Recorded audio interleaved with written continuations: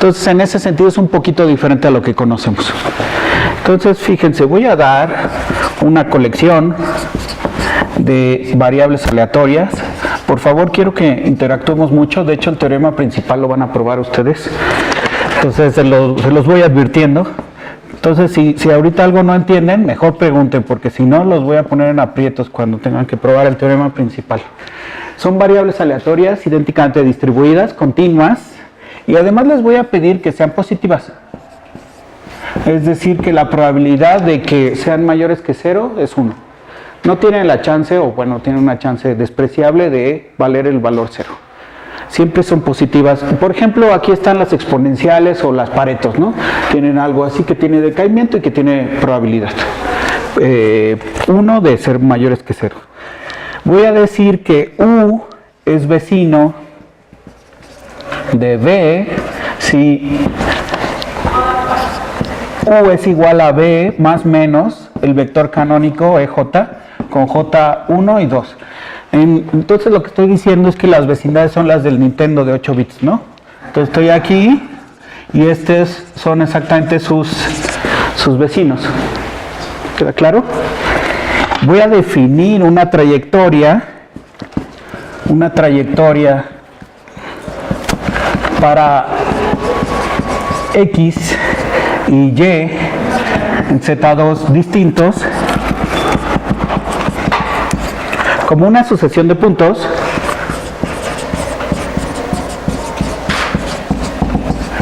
donde pues los puntos son vecinos.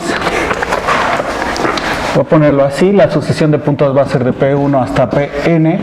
Estamos pensando además que es finita, que es una sucesión natural. Bueno, el último punto es este. Y tenemos que P1 es X, Pn es Y, empieza en X, termina en Y, y además Pk y Pk más 1 son vecinos para todo K que va desde 1 hasta n menos 1. En otras palabras, pues cuando yo estoy pensando así en una trayectoria, lo que estoy pensando es en algo así, ¿no? Me estoy imaginando que me estoy moviendo a través de vecinos para ir de X a Y. Y esto lo voy a representar simplemente como la concatenación de los puntos. Ok, entonces las trayectorias son concatenaciones de vecinos que empiezan en X y que terminan en Y. Voy a definir el costo de una trayectoria y ahora sí voy a utilizar mis variables aleatorias, que hasta el momento no las he utilizado. El costo de una trayectoria va a ser exactamente cuánto me cuesta pasar por esa trayectoria, es decir, voy a sumar. Si yo tengo una trayectoria gamma de XY, donde gamma de XY tiene exactamente esa forma P1, Pn, lo que voy a hacer es sumar sobre los puntos que pertenecen a la trayectoria las variables que voy tomando. En otras palabras, si tengo esta representación, esto es exactamente hacer de i igual a 1 hasta n las x de pi. ¿Se entiende? Entonces yo tengo aquí variables aleatorias en cada una de estas. A lo mejor esta valió, no sé, 74 y esta 7.1, etcétera. Me voy moviendo y yo digo que el costo de moverme a través de esta trayectoria es exactamente sumar los pesos que estoy recogiendo. Y estos pesos son aleatorios, son independientes y son idénticamente distribuidos, positivos. Entonces, la idea, la interpretación es que, pues que a lo mejor cada que paso por algo de aquí me estoy tardando un cierto tiempo dado, un cierto tiempo aleatorio, y cuando quiero hacer todo ese recorrido, pues lo que hago es sumar exactamente los tiempos, ¿no?, que fui recogiendo. Muy bien. Entonces, ahora lo que me gustaría hacer, pues es definir realmente cuánto va a ser el costo mínimo de ir de X a Y. Entonces lo voy a pensar, esta se llama función de percolación. y para ser exactos de primera pasaje. Pero lo que quiere decir esto de primera pasaje es como el costo mínimo. Entonces, ¿cómo definiría yo al costo mínimo para ir de X a Y? Utilizando lo anterior. ¿Cómo?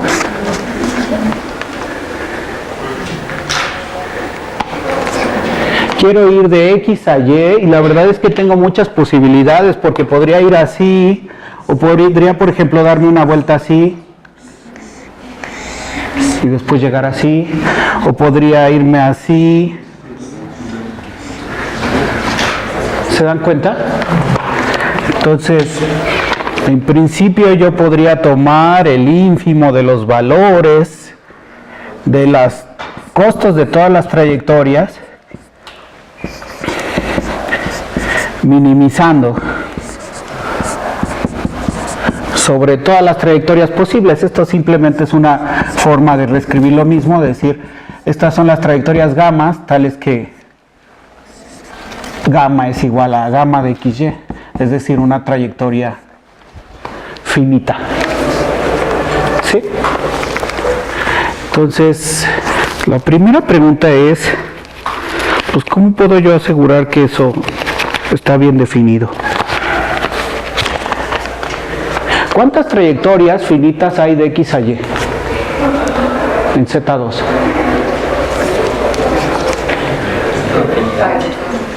¿Cuántas? Infinitas, ¿no? Infinitas, ¿por qué? Podemos ir por cualquier lado porque Z2 es infinito. Z2 es infinito, es además un infinito numerable, ¿no? Entonces yo lo que podría hacer es ir construyendo trayectorias que fueran más y más largas y que de todas formas empezaran en X y Y. Por ejemplo, irme en una dirección, ¿no? Me voy muy lejos y después regreso de alguna forma a Y. Voy haciendo eso. Entonces aquí tengo un problema, ¿no? Porque si bien estas son trayectorias finitas, pues podría dar muchas vueltas e irme a distintos lados. ¿Cómo puedo asegurar que realmente este mínimo se va a alcanzar de forma finita? Que son positivos. Ajá. Las variables estas son son positivas, ¿no? Tienen probabilidad 1 de ser positivas. Eso quiere decir que cada vez que voy, si me desvío mucho, estoy aumentando el costo de la trayectoria, ¿no? ¿Y cómo podría ir más allá, un poco más profundamente, para tener al menos una intuición de por qué debería alcanzarse en una trayectoria finita? Entonces, Sergio, ¿ahí quieres decir mínimo en lugar de ínfimo? Sí, hecho, esto va a ser un mínimo. Yo lo defino así en principio como un ínfimo, pero de hecho... Está bien hecho por lo que dijo Natalia. Sí, exactamente. Es un mínimo. No, me refería a que el ínfimo existe, pues está acotado por abajo. Está acotado por abajo, sí. Eso es un mínimo, de hecho. Eso es afirmación, bueno. ¿Cómo puedo asegurar que existe una trayectoria que es finita en donde se va a alcanzar el mínimo? Quiero una intuición, al menos. Si no, no van a comer hoy.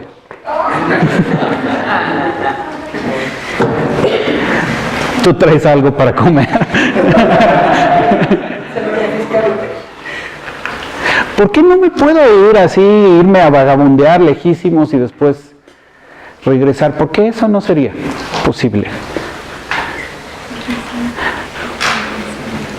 Porque si haces trayectorias cada vez más grandes, Ajá. vas a sumar forzosamente algo mayor que Z2. Exactamente.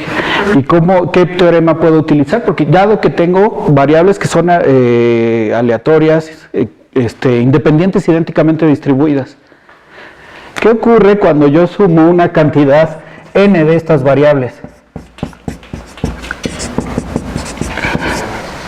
Yo sé que por la ley fuerte de los grandes números, cuando divido esto entre n, esto tendría que tender a la esperanza. Si supongo además, por ejemplo, que estas tienen esperanza finita, ¿no? ¿Eso qué me está diciendo? Que para n suficientemente grande, pues de alguna forma, esto tiene que crecer linealmente. La esperanza además tiene que ser positiva porque son variables estrictamente positivas. Entonces este es un número positivo o infinito, ¿no? Pero bueno, supongamos que es finito y que es un número positivo. Entonces no puede ocurrir eso, porque cada vez que yo haga estos desvíos para irme demasiado lejos, esto crece linealmente. Entonces lo único que me faltaría sería formalizar un poco ese argumento para realmente probar que esto se alcanza en una trayectoria finita. ¿Ok? Entonces no voy a seguir por ese camino, porque quiero que hagamos otra cosa, que es más interesante.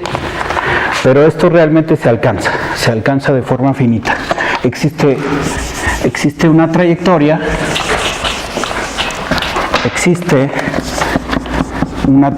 finita, alfa de XY, que pertenece a estas trayectorias, tal que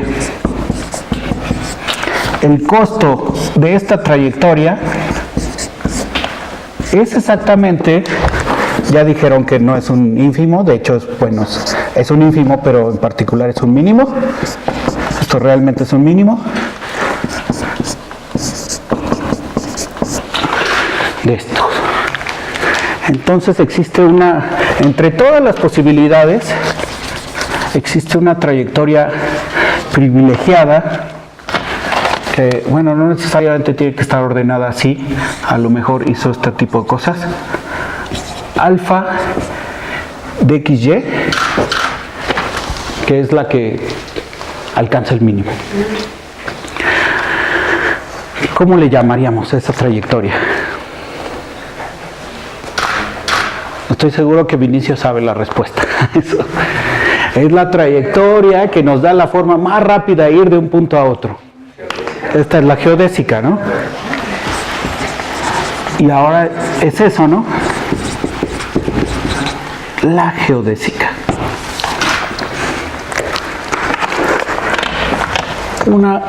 Una segunda pregunta. ¿Por qué es la geodésica? ¿Por qué no puede haber dos trayectorias que alcancen el mínimo?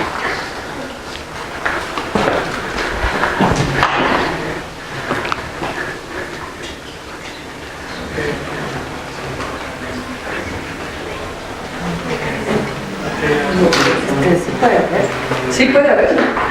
¿Seguros? Son variables aleatorias continuas. Entonces estoy diciendo, fíjense, ¿qué ocurriría?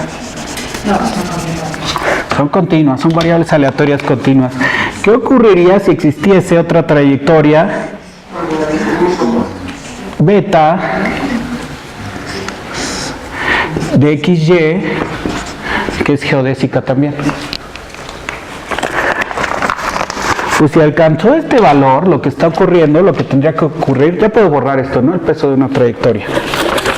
Lo que tendría que ocurrir es que T de alfa de XY tendría que ser el mínimo costo entre T de XY y esto sería T de beta de XY. Eso pasa con probabilidad cero. Si lo estoy dibujando así, mi problema ya está resuelto, ¿no? Porque lo que estoy diciendo es que estoy sumando estas variables aleatorias continuas, que son diferentes de estas variables aleatorias que también son continuas, y la probabilidad de que esa suma de variables aleatorias que son diferentes a las otras sean iguales es cero, porque son variables aleatorias continuas. Pero bueno, mi dibujo es mañoso, ¿no? Pero hay realizaciones que te puede dar una y otra foto. Sí. Esa es una buena observación.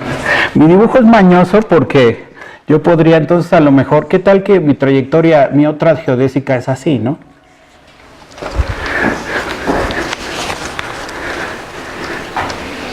Pero igual tienen que ser distintos. Sí. Hago eso, ¿no? Sencillamente mi idea de la demostración la voy a escribir así rápido, digo, ay, bueno, ya pues va a haber algunos puntos en donde son iguales, que voy a llamar justo a la intersección de X y Y de esta trayectoria con esta intersección. Estoy abusando, ¿no?, de la notación, pero me estoy refiriendo a los puntos que están en ambas trayectorias. Y entonces cuando yo haga la suma sobre los puntos que pertenecen a alfa de XY, yo sé que esto tiene que ser igual a la suma sobre los puntos que pertenecen a beta de XY, XP, y cada una de estas sumas la parto, ¿no? La parto en la suma de los puntos que pertenecen a los que son iguales, de XP, más la suma de los puntos en donde no son iguales, alfa de XY sin el I, XP,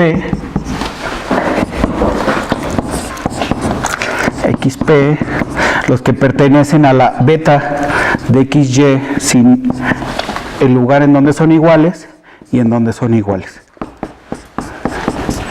Cancelo estos y por definición, como estas son trayectorias distintas, estos dos conjuntos son no vacíos, ¿no? Por lo tanto, tengo una igualdad de variables aleatorias continuas, que eso ocurre con probabilidad 0, ¿no?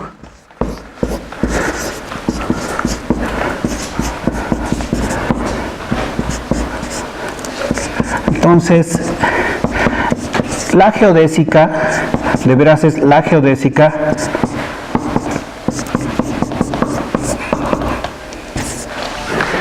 con probabilidad 1. Existe una única geodésica con probabilidad 1.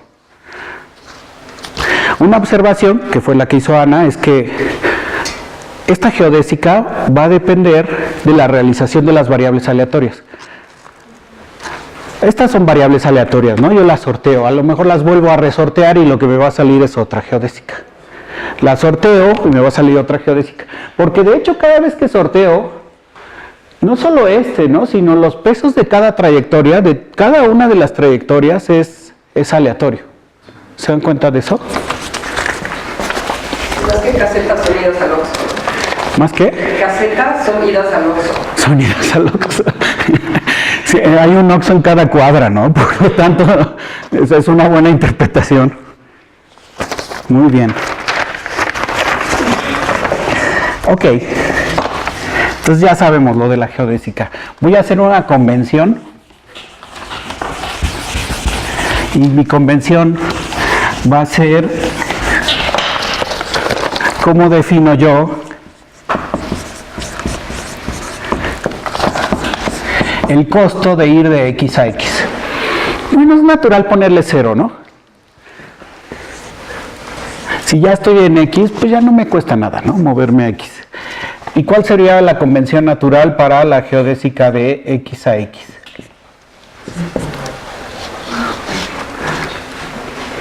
El vacío, ¿no? La trayectoria vacía, no necesito nada para ir de X a X. Ok. Y ahora sí ya están como listos para probar el teorema principal de esta charla. La proposición es esta. Si yo defino de X a Y justo como lo definí, como esta función, de hecho ya no lo voy a poner, esta define una métrica en Z2 con probabilidad 1. Voy a ser más específico. Fíjense, cada vez que yo tengo omega, voy a pensar que todas las variables aleatorias, independientes, idénticamente distribuidas, están metidos en un único espacio de probabilidad. Es decir, que yo omeguita, cada vez que está definido omega, mi realización, mi omeguita pequeño, llego a una realización de todas las variables a la vez.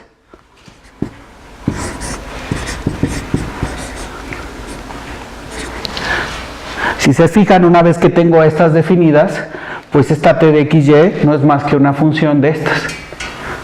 Por lo tanto, yo podría pensar que t de omega de xy, bueno, que omega lo estoy mandando a t de omega de xy, donde esta xy es una función de estas, ¿no? Es una composición de funciones. Y ahí hay aspectos técnicos, etcétera. No importa. Lo que estoy diciendo es que entonces para cada omega estoy definiendo una métrica. Y al menos esto realmente va a ser una métrica en un conjunto, para todo omega en un conjunto A, que va a estar subconjunto del omega grande, donde la probabilidad de este conjunto es 1. Es decir, realmente tengo una métrica en casi todos los casos. Puede ocurrir que tenga yo muy mala suerte, ¿no? Por ejemplo, que tenga la mala suerte de que dos variables aleatorias continuas valgan exactamente lo mismo. Pero todos esos casos van a ser despreciables. Entonces, en realidad, esto va a ser como una idea, y es la interpretación que tiene es que tenemos como un espacio métrico aleatorio.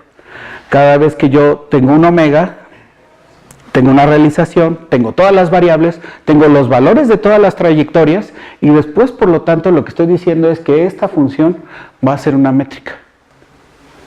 ¿Se dan cuenta? Pueden pensarlo así, ¿no?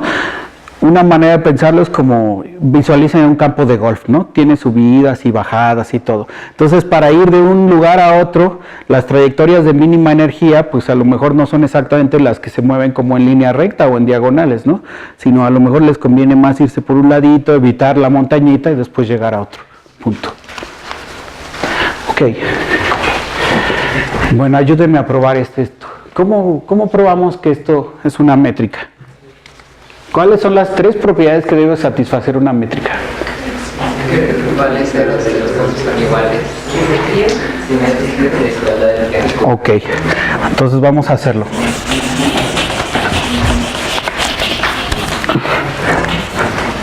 Primero, t de xx es igual a 0 si solo si t de xy es igual a 0 si solo si x es igual a y. La convención, claro, implica una, ¿no? Convención t de xx, pues ya nos asegura esto, ¿no? Pero ahora lo que necesito probar es que si t de xx es igual a 0, eso implica t de xy es igual a 0, eso implica que x es igual a y. ¿Cómo hago?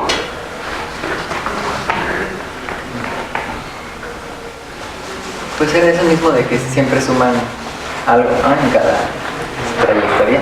O sea, Ajá. cada otro. Entonces lo que puedo hacer es hacerlo por contrapuesta, ¿no? Tomo x distinto de y y tengo que probar que t de xy es mayor que 0, ¿no?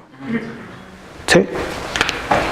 Entonces, t de xy,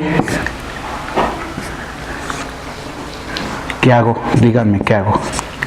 Ya sé lo que tengo que probar, pero ahora ¿qué hago?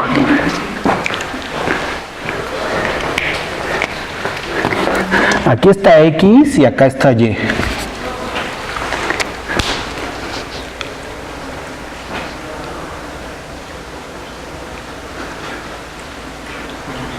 Debería ser mayor que ir de X a un vecino, ¿no? Sí. Fíjense, lo que está diciendo Vinicio es importante, ¿no? Si yo tengo, para ir de X a Y, pues estoy atado a pasar por alguno de mis vecinos, ¿no? Por más que me caigan gordos, de alguna forma tengo que pasar por alguno de ellos, ¿no? Voy a pasar a lo mejor ni siquiera es el menor de esos, porque puede ser que este tenga peso mayor que pero me convenga irme hacia acá porque después me doy la vuelta y evado el tráfico, ¿no? Para llegar de aquí a acá. ¿Sí? Pero lo que sí es una observación clara es que la trayectoria tiene al menos que tener alguno de estos 4 puntos, forzosamente.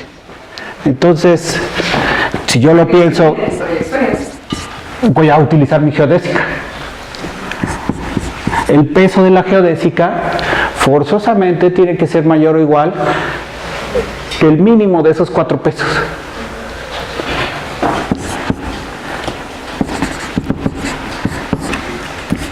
Voy a poner x más 1, x menos e1, x más e2 y x menos e2. Y ya, porque la verdad es que si estas son continuas, lo que puedo probar, y son mayores que 0, lo que puedo probar es que esta variable, que es el mínimo de esas 4, forzosamente es continua y es mayor que 0. Entonces,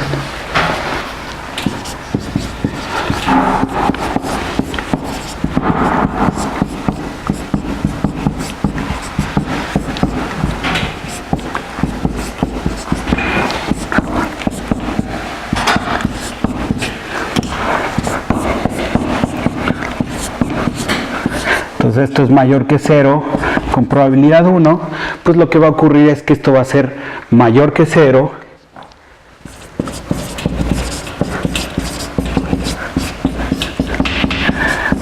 con probabilidad 1.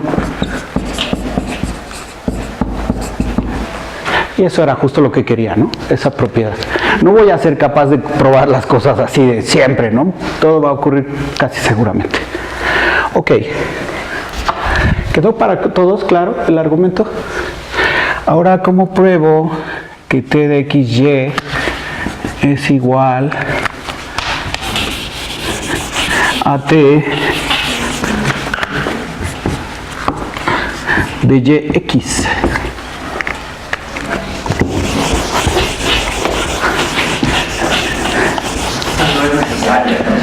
Sobre el uso de la circular del triángulo. Suponga que lo quiero hacer a mano. Con probabilidad 1.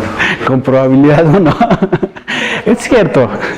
Pues está el mínimo, ¿no? Los costos Los costos no están dirigidos, ¿no? En realidad, eso ocurre. Una observación muy simple es que t de gamma de xy es igual a t de gamma reversa, ¿no? De y a x. Donde gamma, si yo pongo gamma de xy justo como la trayectoria P1, Pn, gamma reversa de y a x sería Pn hasta P1. Por lo tanto, algo que puedo ver aquí que es interesante por sí mismo es que para cada trayectoria con un costo de ir de x a y tengo pues la misma trayectoria vista al revés, ¿no? De y a x.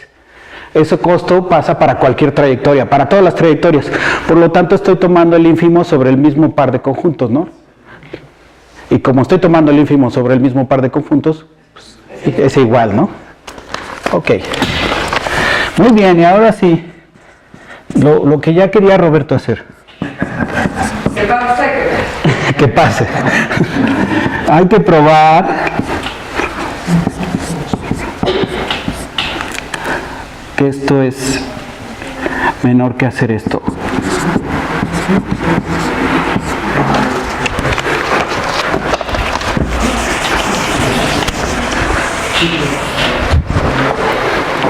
Casi seguramente. ¿Cómo le hago? Ya están cerca de comer. Sí, es.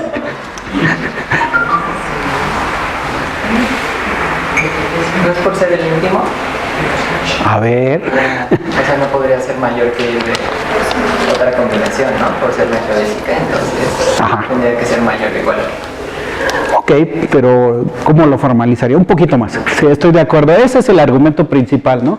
Yo estoy preguntándome cómo ir de x a y. Y a lo mejor aparece un z aquí, ¿no? Suponemos, bueno, serían dos casos, ¿no? Si z está en la geodésica o si no está, De hecho, si z está en la geodésica, pues ya sería igual. es una igualdad, ¿no? Ocurre la igualdad. Y si no está, debería ser estricto.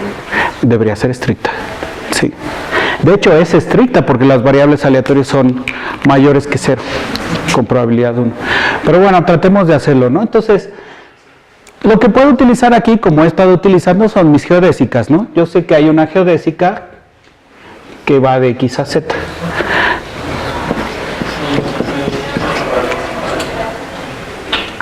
X a z.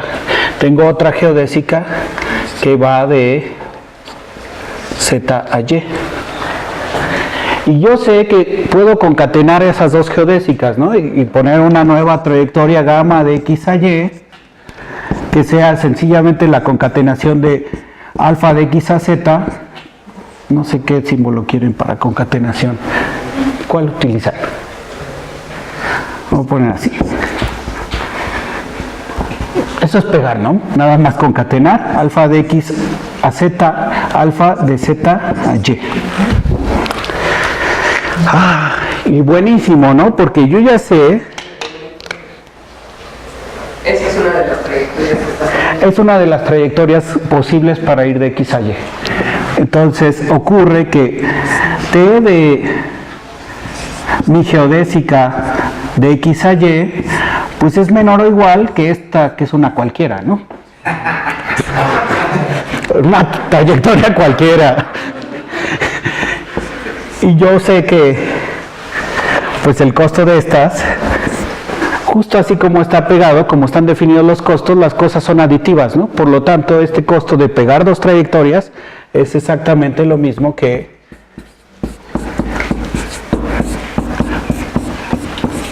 los costos de estas.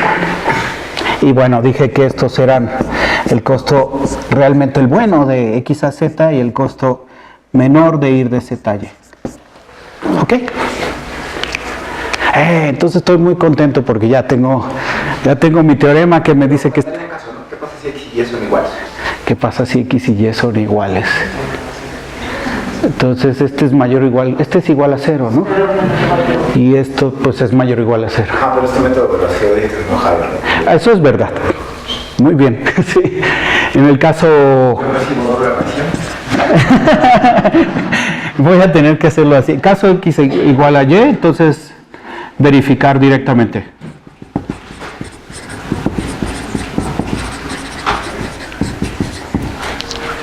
Muy bien.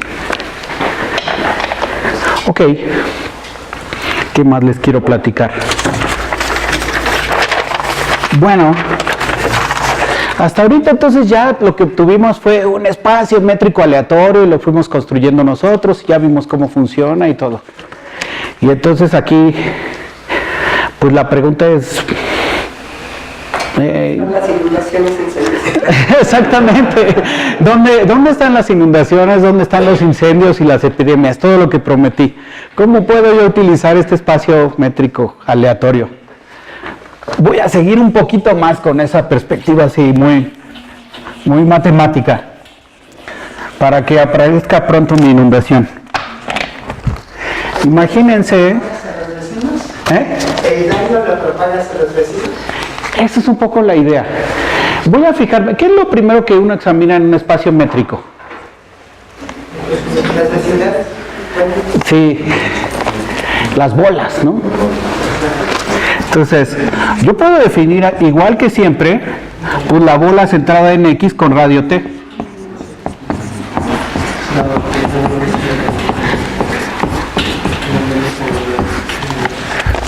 Noten, pues que este es un conjunto aleatorio. Va a depender, el T es mi radio, ¿no? Pero va a depender de las realizaciones, de cómo sean las cosas. Noten otra cosa, realmente sí ocurre esto, ¿no? Si yo estoy centrado en X y tengo que T1 es menor o igual que T2, pues como de veras esto es un espacio métrico, al menos casi seguramente, ocurre el que la bola de radio T1 está contenido dentro de la bola de radio T2. ¿Sí? Entonces, esta es una pequeña observación. Esto es un conjunto aleatorio. Y otra observación es esta. Noten que este conjunto aleatorio tiene la misma distribución. Tendría que definir cuál es la distribución de un conjunto aleatorio, pero al menos así, intuitivamente. Las probabilidades de que tome exactamente los mismos valores, de que ocupe exactamente los mismos sitios, tendrían que ser las mismas probabilidades si yo cambio el centro de X a 0. ¿Por qué? Así se ve muy aparatoso, ¿no? Sí. Pero si yo lo pongo así, si yo te digo esto, mira,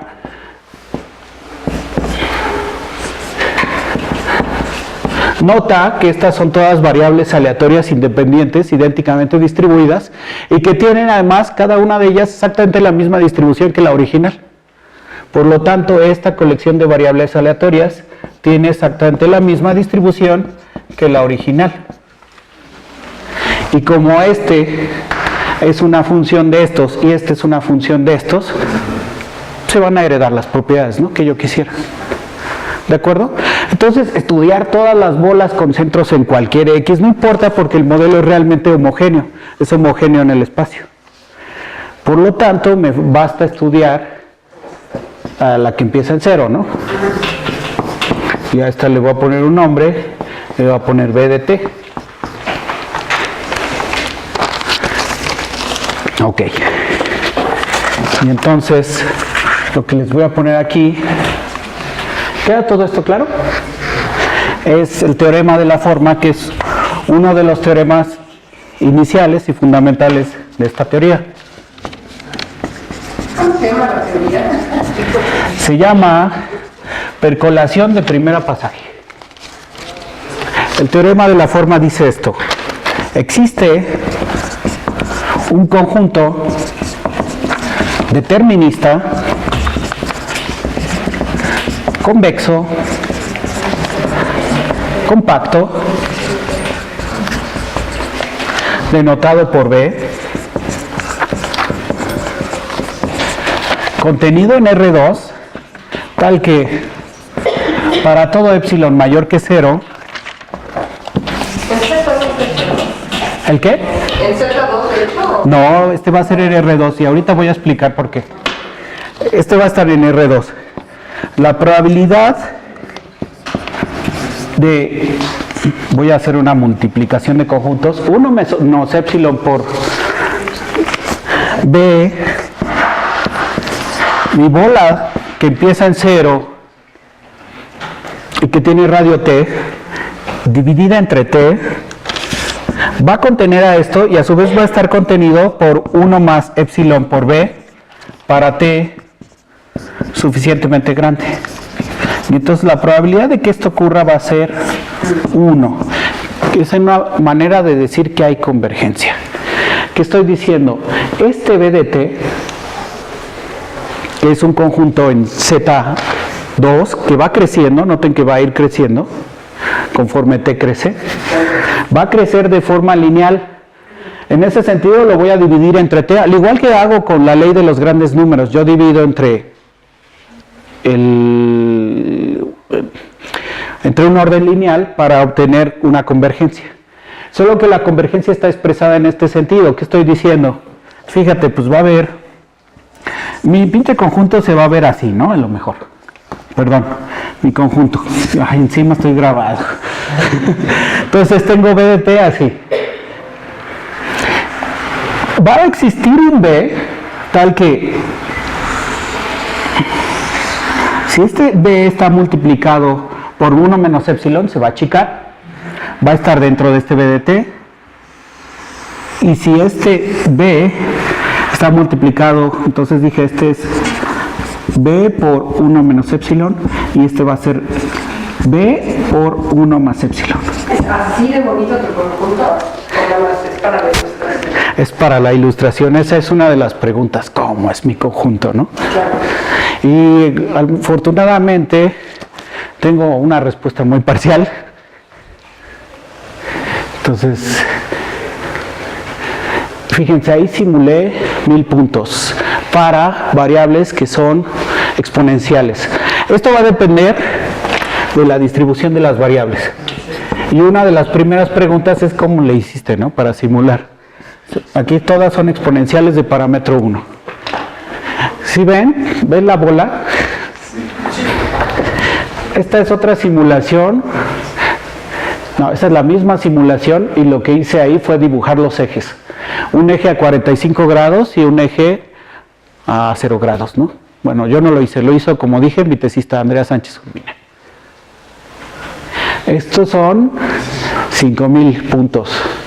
Entonces tiene colores para que se vean, ¿no? Las curvas de calor, cuáles fueron apareciendo primero.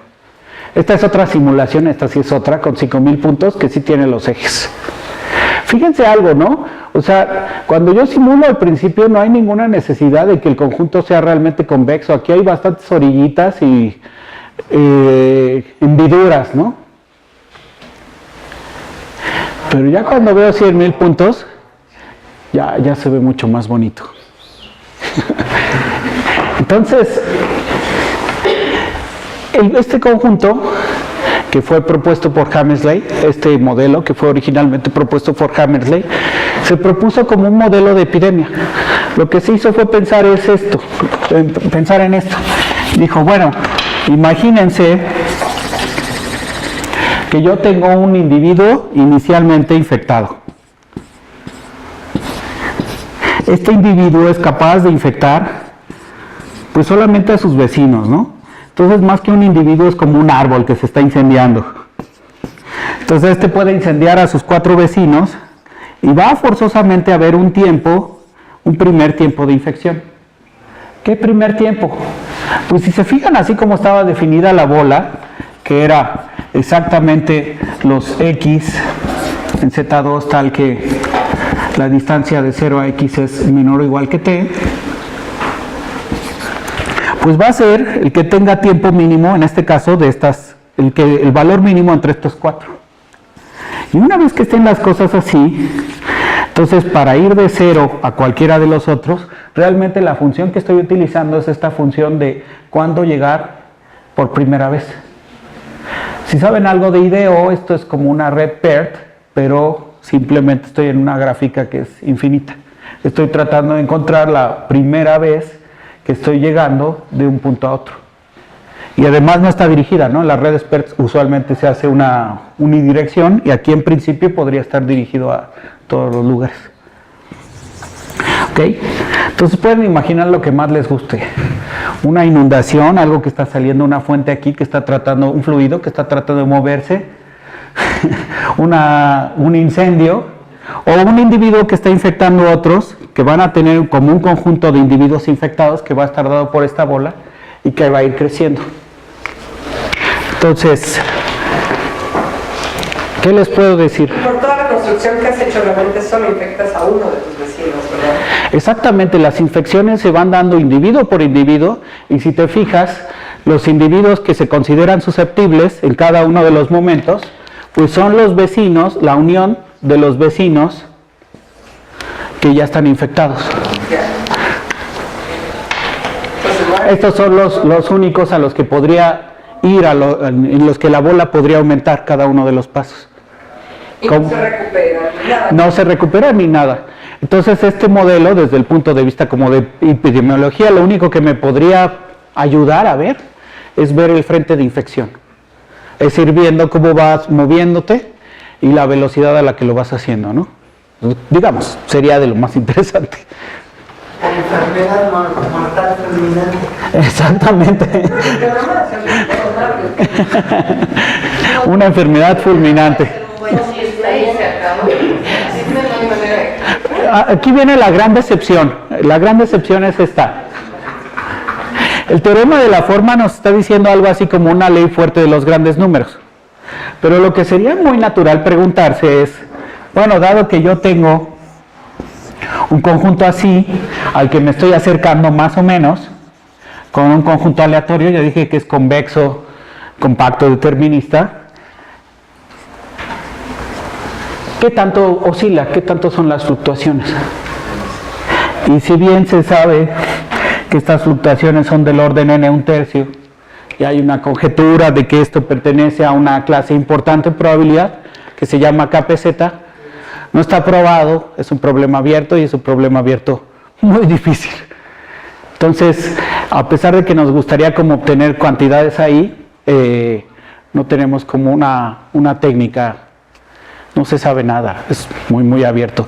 Para ser más sincero, ni siquiera se sabe cuál es la forma en una exponencial.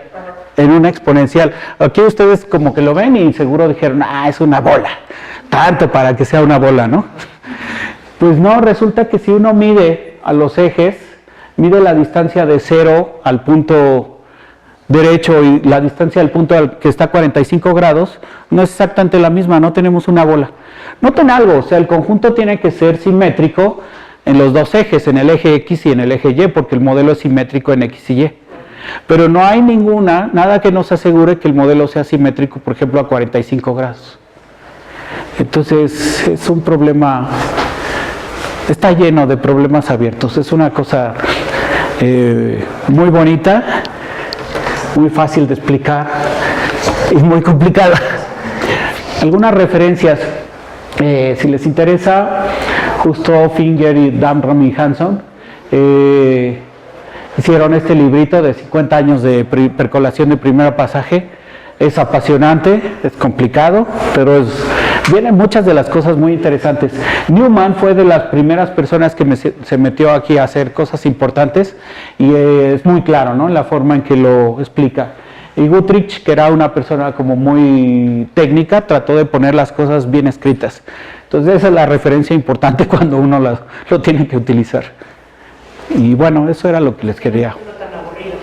Sí, claro, sí, ese siempre tiene el peor título y ves si es el que hace las cosas, ¿no? Sí. Bueno, gracias.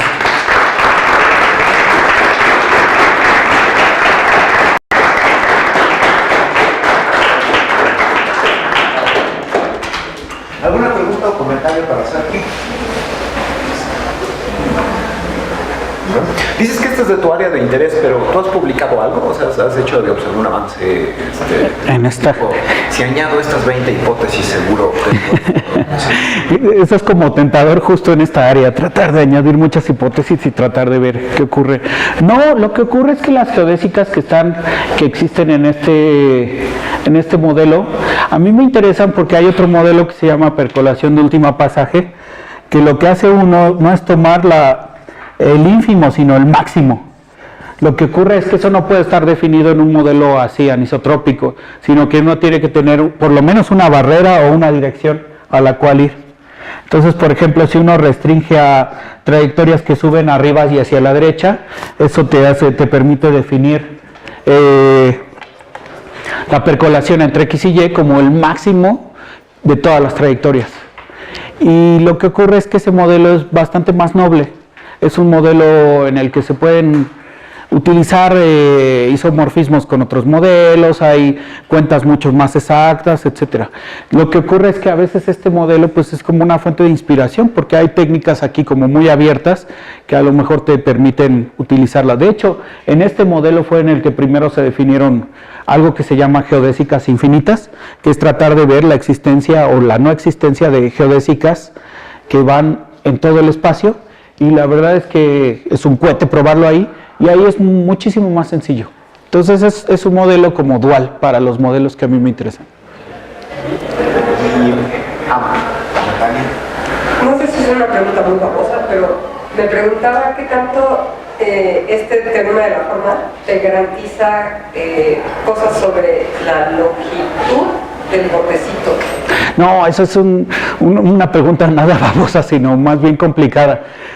Lo que ocurre es que, por ejemplo, hay dos cantidades que a uno le interesaría medir aquí. Y una es, digamos, si tú lo piensas como si fuera una onda, pues tienes la amplitud y el periodo, ¿no? Entonces aquí ocurre lo mismo, tú tienes una cosa que serían como las oscilaciones y otra que sería justo los intervalos que hay en esta parte, y como que esas dos cosas te caracterizarían de alguna forma la fractalidad o el perímetro, ¿no?, de la cosa. Al menos sería lo primero que intentarías calcular antes de meterte a calcularle una dimensión o alguna cosa así. Y lo que ocurre es que hay una conjetura que dice que estos exponentes tienen que sumar 1. De hecho, entonces estas oscilaciones son del orden n a la 2/3. Eso tiene que ocurrir en ciertos modelos de esta clase extraña, se llama KPZ, que son modelos en donde aparece naturalmente cierta evolución microscópica que es difícil de caracterizar, pero que aparece universalmente. Entonces, si digamos eso se resolviera, de alguna forma aparecerían varios corolarios, ¿no?, como la amplitud y la oscilación promedio y todo eso. Pero es una pregunta complicada. Y de hecho la otra pregunta que me surgiría es si crees que esto también podría estar, o sea, por eso modelando algo como crecimiento, porque pues de hecho cuando sí, piensas mucho en sí, tecnología y esto de alguna forma se utiliza para el crecimiento de cristales. Lo que ocurre es que cuando piensas como en un crecimiento de cristales modelado de esta forma, tienes como mucha libertad y los cristales no se comportan exactamente así.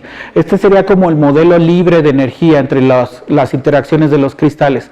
Lo que ocurre es que esto lo puedes generalizar a unos modelos que se llaman polímeros aleatorios, que te dan una cierta interacción entre los mismos cristales. Es decir, por ejemplo, algo te dice, si ya aquí hay una curvita y están las cosas así, va a ser muchísimo más probable que otra molécula del cristal se meta aquí a que no lo haga.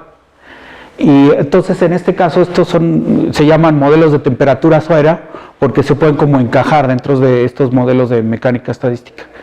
Pero sí, eso es muy interesante y en realidad, pues si de esto hay poco, de lo otro casi no hay nada.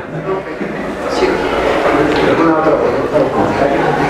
Mencionaste que la tercera entrada de la bibliografía está buena para cuestiones técnicas, pero supongo que la tesis de tu alumna, la que mencionaste un par de veces a lo largo de la plática, No, utiliza el libro, el primer libro. pero la tesis está explicada así como que, digamos, para los estudiantes interesados, ¿recomiendas la tesis de tu alumna como para una introducción? ¿O? Yo creo que sí, que es una buena introducción al modelo. Pronto. Está en revisión, la última revisión antes de que empiece. Entonces, ¿alguien más? ¿Alguna pregunta? ¿Comentario? No, pues muchísimas gracias a Sergio. Gracias a ustedes.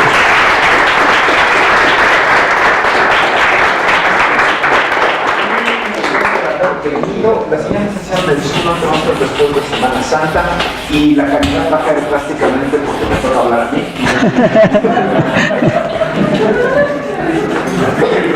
Que tengan una buena tarde y ojalá y vengan en un par de semanas. No, muchas gracias.